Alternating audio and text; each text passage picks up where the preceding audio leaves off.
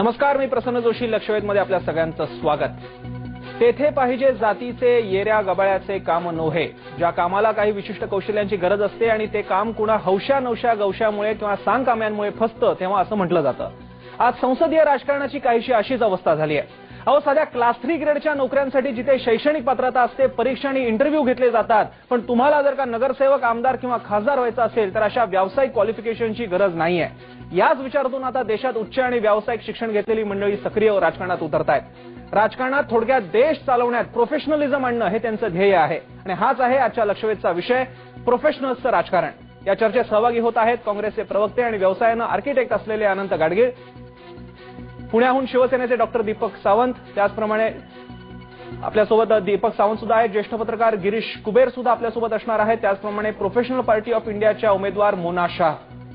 Professional party of इंडियाच्या मोना शाह सुद्धा आपल्यासोबत आहेत. सगळ्यात जास्त महत्त्वाचं त्यांचं प्रेझेन्स महत्त्वाचं आहे, कारण त्या प्रोफेशनल पार्टी ऑफ इंडिया या एका वेगळ्या पक्षाच्या उमेदवार आहेत मुंबईतून. आपण त्यांच्यापासून सुरुवात करूयात. मोना, तुम्ही काय सांगाल? तुम्ही प्रोफेशनल पार्टी ऑफ इंडियाच्या उमेदवार आहात. आतापर्यंत समाजवादाचं नाव आलेलं आहे, भारताचं नाव आलेलं आहे, पण पार्टीमध्ये प्रोफेशनलिझमचा उल्लेख असावा असा हा पहिला पक्ष असेल कदाचित. तुमच्या या पक्षाची भूमिका काय आणि तुमची भूमिका काय? आमच्या पक्षाची भूमिका एकदम सिंपल आहे की आम्ही असंच मानतात की जर राष्ट्राचे जे आपण ते मॅनेजमेंट असेल, जर ते प्रोफेशनल लेवलवर होणार तरी आपल्याला प्रगतीकडे जायला खूप आसान होणार. आणि हेच मेन आमचे हे ध्येय आहे. आणि ह्याच्यासाठी आम्ही हेच सांगतात की जर सगळ्या ठिकाणी जर आपल्याला ऍप्लिकेशन असते त्याच्यासाठी आपण डिग्री घेऊन जातात आणि त्याच्यावर ज्यांचे शिक्षण एकदम एक्सपर्ट होते हैं उन्हीं को हम उस प्रोफेशन में लेते हैं. तो असा देशाचं निर्माण आणि देशाचं संचालन करायच्यासाठी हे एक खूप इम्पॉर्टंट इश्यू आहे. हे मानून आम्ही असं प्रोफेशनल पार्टी ऑफ इंडियाचं निर्माण केला. तरी पण प्रोफेशनल म्हणजे व्यक्ती नाही, प्रोफेशनल म्हणजे नेचर ऑफ वर्क. हे मेन आम्हाला सांगायचं आहे की ज्याप्रमाणे ते देशाचं मॅनेजमेंट व्हायला पाहिजे ते प्रोफेशनल व्हायला पाहिजे. माणूस नुसतं डॉक्टर का इंजिनियर का हेच प्रोफेशनल आम्ही नाही सांगत. कोणी पण ज्यांचं काम प्रोफेशनली एक्सपर्ट तरीक्याने करतो त्यांना आम्ही प्रोफेशनल करतात. आपण हाच मुद्दा घेऊन गिरीश कुबेर यांच्याकडे जाऊयात. ते ज्येष्ठ पत्रकार, त्याचप्रमाणे इकॉनॉमिक टाइम्सचे पॉलिटिकल एडिटर सुद्धा आहेत. गिरीशजी, तुम्ही काय सांगाल? हा जो विचार आहे त्यांचा तो तुम्हाला पटतोय का? भारतामध्ये 1960 पासून मिनू मसानी ज्या होत्या त्यांच्यापासून सुरुवात झालेली आहे प्रोफेशनल्स राजकारणात येण्याची. त्यांनी स्वतंत्र भारत पक्षाची स्थापना केली होती. काय अनुभव वाटतो तुम्हाला भारतामध्ये या प्रयोगाचा? आता तुम्ही संदर्भ दिला, पण त्याच्या आधी सुद्धा जवाहरलाल नेहरूंचे वडील मोतीलालजी त्यांनी सुद्धा अशा स्वरूपाचा एक पक्ष होता. तो अनेक व्यावसायिक त्याच्यामध्ये होते, पण एक महत्त्वाचा फरक असा की त्यांनी एरवी सुद्धा राजकारण केलं आणि मग निवडणुकीला गेले. निवडणुकीच्या वेळेला पक्ष जन्माला आला आणि आधी एकदम उमेदवार आले वगैरे वगैरे असं घडलेलं नाहीये. मला आत्ता तो हा सगळा जो प्रकार सुरू आहे ना, म्हणजे लहान मुलं आज आपण डॉक्टर खेळूया वगैरे असं ते करतात ना, तसं ही म्हणजे आपण आता राजकारण खेळूया अशा स्वरूपाने निवडणुकांकडे बघतात आणि त्या पद्धतीने आलेली आहेत असं साधारण माझं एक मत आहे. आणि तसंच स्वरूपाचं दिसेल. चांगलं होणं वाईट होणं हा म्हणाल त्याच्यातलं होऊ शकेल एवढंच की निवडणूक आयोगाला यांच्यासारख्या उमेदवारांकडनं भरभक्कम डिपॉझिट मिळेल. हा एक सगळ्याला मोठा फायदा होईल त्यातनं. आपण हा मुद्दा घेऊन अनंत गाडगीळांकडे जाऊयात. अनंत गाडगीळ सर, तुम्ही काय सांगाल? विधान परिषद किंवा केंद्रामध्ये राज्यसभा या दोन्ही अशा व्यवस्था आहेत की जिथे तज्ज्ञांना आणता येऊ शकतं पक्षांमार्फत, तरी सुद्धा जेव्हा प्रोफेशनल्स वेगळ्या प्रकारे पॉलिटिकल पार्टी फॉर्म करायची इच्छा बाळगतात आणि पुढे येतात, त्यावेळी कुठेतरी राजकीय पक्ष या लोकांच्या इच्छा आकांक्षांना स्पेस देण्यामध्ये कमी पडतायत असं वाटतंय का? हे असं मूळ म्हणजे लोकांचा जो समज आहे की प्रोफेशनल लोक आल्याने राजकारणामध्ये बदल होईल, एक विचारांचा बदल होईल. पण प्रोफेशनल माणसं आली म्हणजेच राजकारण चांगलं होतं असं काही नाहीये. काही अशिक्षित माणसं किंवा कमी शिकण्याची संधी मिळालेल्या लोकांनी सुद्धा राजकारण चांगलं केलेलं आहे, नाही असं नाही, समाजसेवा चांगली केलेली. दुसरं असं जर तुम्ही बघितलं असेल की प्रोफेशनल किंवा शिकलेली जी मंडळी आहेत ती मुळात चार भिंतीमध्ये बोलून टीकात्मक बोलतात, पण जेव्हा मतदानाची प्रत्यक्ष वेळ येते त्यावेळेला मतदानाला बाहेर सुद्धा पडत नाही. आणि मग नंतर पुन्हा मतदान झाल्यानंतर जे निकाल लागतात त्याच्यावर मात्र मोठ्या मार्मिक प्रतिक्रिया द्यायला पुन्हाही मंडळी तयार असतात. तेव्हा माझं मत असं आहे की त्याच्याऐवजी की तुमच्या एक तर त्याला राजकीय पक्ष पाहिजे कुठला तरी एक स्पेसिफिक, आणि पक्षात राहून जर तुम्ही तुमचा अप्रोच प्रोफेशनल ठेवलात तर मला वाटतं ते जास्त चांगलं राहील असं माझं मत आहे. आपण हा मुद्दा घेऊन पुन्हा मोना यांच्याकडे जात. मोना, आता तुम्ही म्हटलं तर ऐकलं गाडगीळांनी, त्यांचं म्हणणं आहे की केवळ काही प्रोफेशनल क्वालिफिकेशन असल्याने काही फरक पडत नाहीये, अशिक्षित माणसं सुद्धा काम करतात. तुमच्या पक्षाचा कुठेतरी असं पण एक म्हणणं आहे का किंवा तुमचा समज आहे का की अशिक्षित अल्पशिक्षित लोक जास्त चांगलं काम करू शकत नाहीत? आम्ही नुसतं हेच सांगणार की एक्सेप्शनल असतात की जे एवढं शिक्षण घेऊन नाही आहे आणि तरी पण ते लोक राजकारणमध्ये असतात, पण ते एक्सेप्शन आहे. बहुतेक आम्ही असंच बघतात की कुठे पण जर आपल्याला मॅनेजमेंट लेवलवर कोणाला घ्यायचं असेल तरी शिक्षण तरी एक इम्पॉर्टंट इश्यू असते. दुसरं मी हेच सांगणार की सगळ्यांनी हेच सांगितलं की राजकारण सारखी एक गेम आता खेळायची आम्ही सुरू केलेली आहे, पण तसं नाही आहे.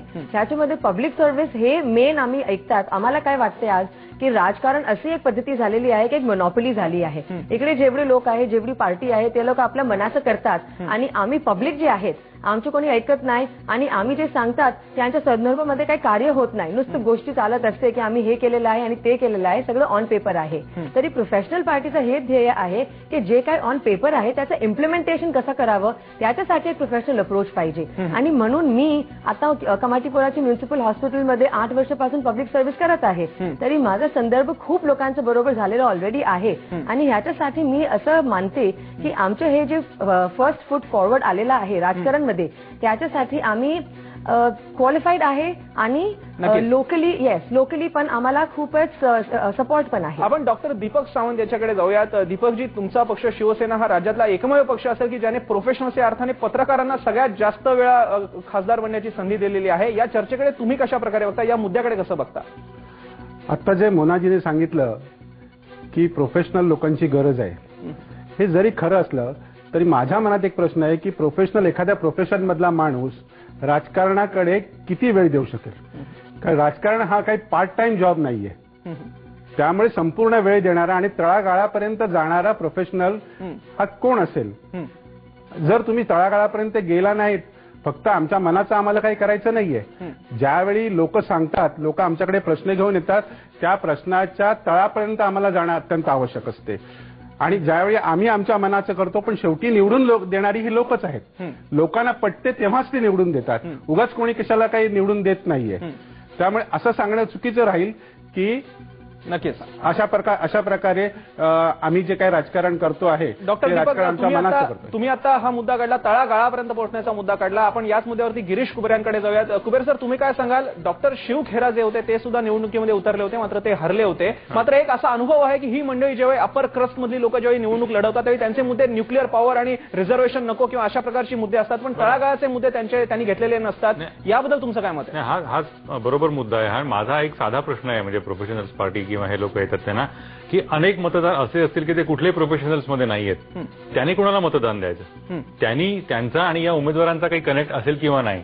प्रोफेशनल्सनी यायला हवं वगैरे सगळं ठीक आहे, पण राजकारण हा सुद्धा एक जर पूर्णपणे प्रोफेशन मानला आणि जर मतदार हे जर एक मोठा घटक याच्यामधला आपला असा असणार आहे की ते कुठल्याही प्रोफेशनमध्ये नसतील, मजूर असतील, आणखी काही शेतकरी कामगारी त्या वर्गातले असतील, त्यांनी प्रोफेशनल्स त्यांच्या कनेक्ट वाटायचं काहीच कारण नाहीये. हा जो मुद्दा आहे हा थोडासा चर्चेपुरता आणि असा फसवा आहे की राजकारणात प्रोफेशनल्सनी यायला हवा वगैरे सगळं ठीक आहे. तसं यायचं असेल तर एखाद्या पक्षामार्फत स्वतंत्रपणे, किंवा आता हा जरी पक्ष घेतला प्रोफेशनल्स पार्टी, निवडणुकानंतर हा त्याचं जे काम असेल ते पुढच्या निवडणुकापर्यंत राहिलं, खरोखरच त्याचा विस्तार झाला आणि त्या परिसरातले जर व्यावसायिक याच्यामध्ये उतरले तर तो वाढू शकेल ना. राजकारणाची सुद्धा अशी एक खेळाची चौकट असते, आपण मेथड इन द मॅडनेस म्हणतो, त्या या वेडेपणाला सुद्धा काही एक नियम आहे, त्या नियमानेच राजकारण चालतं. गिरीजी, पण काय सांगाल तुम्ही याच मुद्द्याला पुढे घेऊन जायचं झालं तर तरुण, मोठ्या प्रमाणात शिकले सवरलेले तरुण एक वेगळा पर्याय घेऊन येत आहेत. त्याच्यामध्ये IIT IIMच्या लोकांनी भारत पुनर्निर्माण दल नावाची आता पक्ष सुद्धा स्थापन केले, दिल्लीमध्ये त्यांचे प्रतिनिधी सुद्धा आहेत. ही लोक करिअर म्हणून बघतायत राजकारणाकडे, म्हणजे राजकारणाचा व्यवसाय नाही करायचा आहे तर व्यावसायिक म्हणून ते राजकारणी बनायचा प्रयत्न करतायत. त्याबद्दल तुमचं काय मत आहे? तरुणपणी असं सगळं वाटतंच काय अनेकांना अशी छान रोमॅन्टिक अशी स्वप्न असतात, देश बदलायचा वगैरे असतो, सगळंच काय करायचं असतं. त्यामुळे असं होणं साहजिकच आहे, चांगलं आहे असं होणं. यातलं म्हणजे माझ्या विधानातलं सिनिसिझम जरी वगळला तरी असं होत राहणं निदान हे सुद्धा एक चांगली घटना आहे, असं एक आवश्यकता आहे समाजाची. पण अंतिमतः ही जी एक व्यवस्था आहे की त्या व्यवस्थेच्या आतमध्ये तुम्ही जाऊनच ती बदलायची असते.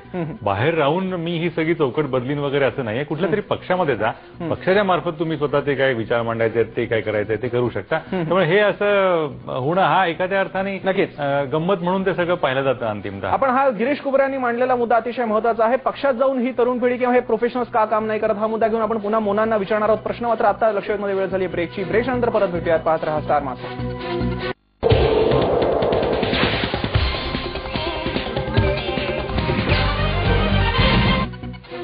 लक्षवेधमध्ये ब्रेक नंतर आपल्या सगळ्यांचं स्वागत. लक्षवेधचा आजचा आपला विषय आहे राजकारणातले प्रोफेशनल्स आणि प्रोफेशनल्सचं राजकारण. या चर्चेमध्ये सहभागी सुद्धा झालेले आहेत मान्यवर. आपण सुरुवात करूयात गिरीश कुबेर यांच्यापासून. एक वेगळा विषय मांडायचा आहे. आज भारत हा कृषीप्रधान देश आहे. 60% लोकसंख्या कृषीवरती अवलंबून आहे. हे सगळी आकडेवारी आपल्याला माहिती आहे. आपले कृषी मंत्री स्वतः हाडाचे शेतकरी आहेत. त्यांच्या कुटुंबियांमध्ये शेतकऱ्यांची परंपरा आहे. आपले मुख्यमंत्री सुद्धा शेतकऱ्याची परंपरा असणारे आहेत. सगळे महाराष्ट्रातले नेते हे शेतकऱ्याची मुलं आहेत ते सांगत असतात. हे मुद्दा सांगायचं कारण म्हणजे शेतकरी असणं हा एक प्रोफेशन आहे. त्या अर्थानं ही प्रोफेशनलचीच मुलं जी स्वतः सुद्धा या प्रोफेशनमध्ये आहेत तरी सुद्धा या देशामधला आणि या राज्यामधला शेतकऱ्यांचा प्रश्न कायम आहे. मग प्रोफेशनलिझम जातो कुठे आणि त्याचा काही फरक काय होत नाहीये. आपण हा मुद्दा घेऊयात. गिरीशी, तुमचं काय मत आहे? नाही, तुमच्या प्रश्नातच एक छान उत्तर याचं आहे. आता शरद पवारांपासून ते विलासराव देशमुखांपर्यंत ते मुंबईतल्या आमदार खासदारांच्या निवडणुकीत उतरणाऱ्यापर्यंत प्रत्येकाला आपण शेतकरी आहोत ते सांगायला आवडतं, पण ते सांगण्यापुरतंच असतं. यांचा आणि शेतीचा म्हणजे काही वर्षांपूर्वी आलेला असेल संबंध तेवढाच. हे एक वास्तव आहे. म्हणजे शेतकरीशी आपले संबंध कसे आहेत, आपली मातीशी जोडलेली आहे वगैरे, हे सगळं छान असं एक रोमॅन्टिसिझम तो सगळा असा सांगायचा असतो लोकांना. हा त्यातला एक भाग झाला. पण या संदर्भात मला एक महत्वाचा मुद्दा असा मांडावासा वाटतो की ही जी अशी एक नवीन पिढी येते किंवा व्यावसायिक या राजकारणामध्ये येत आहेत, निवडणुकींच्या निमित्ताने येत आहेत, त्याच्यातनं एक धोका मला असं संभवतो की एक नवीन अशी एक वर्णव्यवस्था तयार होते की काय. मुळात भारतामध्ये भारत आणि इंडिया असे दोन आपण एक देश आहोतच. हा जो वर्ग असा येतोय उच्च शिक्षा विभूषित आंग्ल माध्यमातून सगळ्या शाळा शिकलेला वगैरे वगैरे, हा एका विशिष्ट वर्गाला उद्देशून तो त्याच्या जवळ जातोय, त्या वर्गालाच आकर्षित करतोय. तो वर्ग जर सोडला तर बाकीच्या वर्गाचं आणि मग ते जे नाही ते मात्र अज्ञानी लोकांचे प्रतिनिधी किंवा त्यांना मात्र निवडणारे वेगळे आणि आम्ही मात्र शिकलेल्या सवरल्यांचे आमचे प्रतिनिधी वेगळे, हे असं काही होतंय किंवा काय, हा यातला मला खरा गंभीर धोका वाटतो. आणि तो बऱ्यापैकी तो त्याच्यामध्ये एक वास्तवता आहे. आपण मोना शाह यांच्याकडे हाच मुद्दा घेऊन जाऊयात. मोना, तुमचं काय मत आहे? अशा प्रकारे खरोखर दुर्लक्ष होऊ शकतं का? जो एक ज्याला मास म्हटला जातो, ज्याला भारत विरुद्ध इंडियामध्ये भारत म्हटला जातो, त्यांच्याकडे तुम्ही प्रोफेशनल्स कशा प्रकारे लक्ष देणार? मी हेच सांगणार ना की मास पण असून तर जर कोणी बिमार आहे तरी ते कोणाच्याकडे येणार? डॉक्टरकडे येतात ना. तरी आमची कनेक्टिव्हिटी डेफिनेटली सगळ्या मासकडून आहेत. आज जेव्हा मी म्युन्सिपल हॉस्पिटलमध्ये जाते तरी लोक असं नाही सांगणार की मी हे डॉक्टरकडे नाही जाणार का ते डॉक्टरकडे नाही जाणार. आम्ही हेच सांगतात की प्रोफेशनल वर्गांचे लोक जेवढे पण आहेत मास आणि त्यांच्यामध्ये जे कनेक्ट आहेत ते तरी नक्कीच आहेत. आता हे नुसतं राजकारणमध्ये आम्ही जर आज आलेले आहे तरी त्याच्यामध्ये ते काही डिस्कनेक्शन नाही होणार आहे. दुसरं मी हे सांगणार की ह्या बाजूच्या भावांनी हे सांगितलं की लोक त्यांना इलेक्ट करून आणतात म्हणून ते जे काय करतात ते करतात. पण इलेक्शन कशा प्रकाराने आजपर्यंत चाललेले आहे ते मी आज जर इलॅबोरेट केलं तरी ते वोट बँक असतात, ते बॉट असते सगळी वोट बँक. आणि हे सगळे सिस्टम जे झालेले आहे ते सगळे चेंज करायला तरी आम्ही आलेले आहेत पुढे. कारण हे सगळं करप्शन जे झालं आहे तेच कमी करायच्यासाठी आम्हाला आज पुढे यायला लागेल आणि त्याच्यासाठी मी सांगणार की शिक्षण जरुरी आहे. आपण आनंद गाडगे यांना हा प्रश्न विचारूयात. वोट बँकेचं राजकारण आहे त्याच्यामुळे प्रोफेशनल आणि चांगली लोक मागे पडतायत असं म्हणतात, त्याबद्दल तुमचं काय मत आहे? असं नाहीये. बघण्याचा दृष्टिकोन लोकांचा दुहेरी आहे. मी दोन्ही अनुभव घेतलेले आहेत. अनेकदा मला लोक असाही प्रश्न विचारतात जेव्हा मी सांगतो की प्रोफेशनल किंवा सुशिक्षित लोकांनी राजकारणामध्ये जास्त यावं.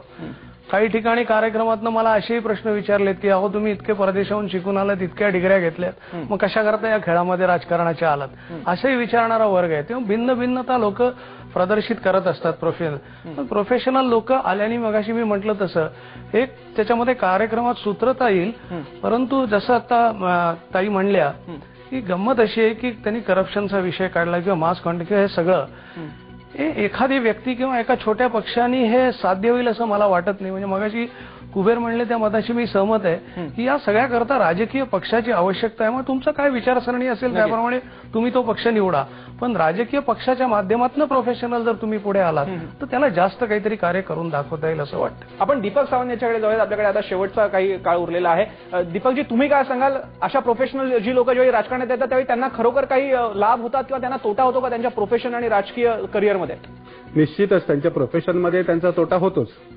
पण जर आपण या राजकारणाकडे जर आपण ग्लॅमर म्हणून पाहत असतो, कारण आपण मगाशी सांगितलं की तरुणांचा इकडे जास्त कल आहे, पण त्याच्यामध्ये ग्लॅमरचा भाग जास्त आहे की राजकारणात जी प्रसिद्धी मिळते ती प्रसिद्धी कोणत्या प्रकारे मिळते. मोनाजीने सांगितलं की आमच्याकडे पेशंट येतात म्हणून मी त्यांच्या जवळ असते, पण आरोग्यापेक्षा आणखीन अनेक प्रश्न असे आहेत की ज्याच्याकडे लोक आणखीन आकृष्ट होतात. शिक्षण आहे, परत जसं सांगितलं शेतकऱ्यांचा प्रश्न आहे, तर जर आपल्याला खरोखरच जर राजकारणात यायचं असेल तर तुम्हाला तुमचं प्रोफेशन कम्प्लिटली सोडणं अत्यंत नक्कीच. आवश्यक एकूणच आहे. आपण या चर्चेचा सार जर का काढायचं म्हटलं तर प्रोफेशनल्स येणं हे काही वाईट नाहीये, त्यांनी यावं. मात्र अशा प्रकारे एक मांडणी करणं की आताची राजकीय व्यवस्था पूर्णतः निरुपयोगी आहे आणि प्रोफेशनल्सच आता काहीतरी करू शकतात, हा मात्र एक टोकाचा वाद होऊ शकतो. त्यामुळे सगळ्यांनी प्रोफेशनल्सनी सुद्धा यावं, सगळ्यांनी मिळून एक राजकारण करावं, असाच या चर्चेचा सुरू आहे. या चर्चेमध्ये गिरीश कुबेर, मोना शहा ज्या स्वतः उमेदवार आहेत, त्याचप्रमाणे दीपक सावंत आणि स्वतः अनंत गाडगीळ सहभागी झाले, त्याबद्दल त्यांचे आभार. लक्षवेधमध्ये आपण इथेच थांबूयात. आणखी एक नवीन विषय घेऊन पुन्हा आपण हजर होऊयात याच वेळी स्टार माझावरती. आता घेऊयात एक ब्रेक. पाहत रहा स्टार माझा.